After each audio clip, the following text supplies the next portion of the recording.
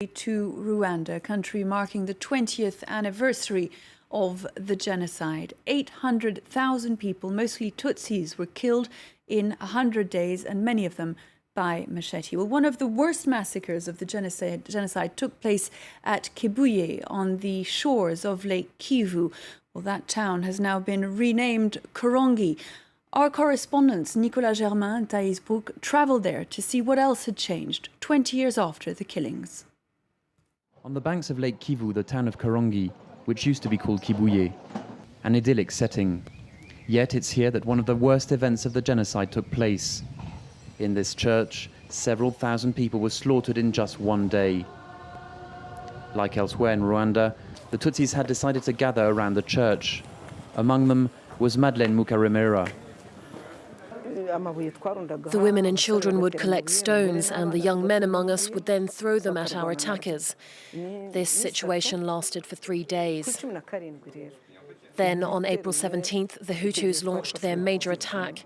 They killed our young men and women. There were bodies lying everywhere. That's when the old women and the children went inside the church.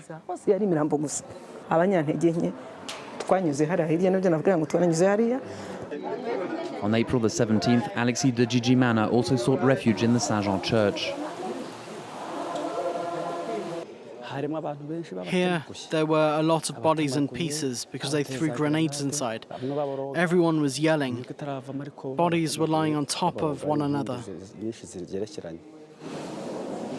Those who still could then fled 500 meters away to the Home Saint-Jean hotel, but they were quickly chased down by their killers. This former prisoner says he and his comrades had no mercy. Our leaders said we had to kill all the cockroaches.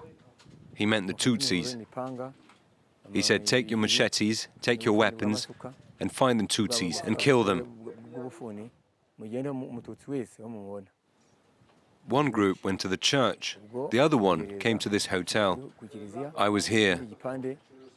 We found many Tutsis and we started to kill them with our machetes.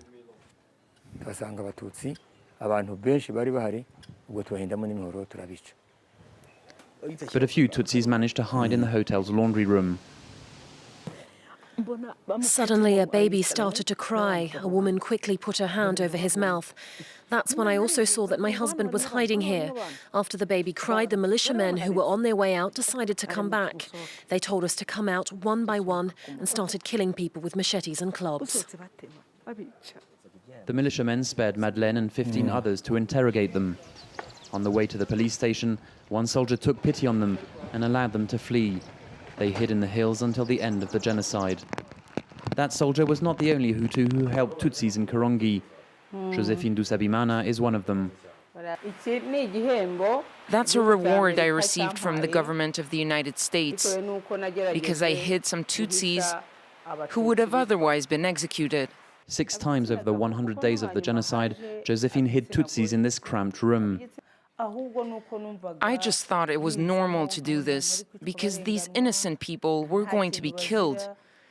I thought all those who came here must live, and if they had to die, I would die with them. Victim support groups estimate that in all, several hundred Hutu men and women across Rwanda put themselves in mortal danger by hiding their Tutsi compatriots in their homes.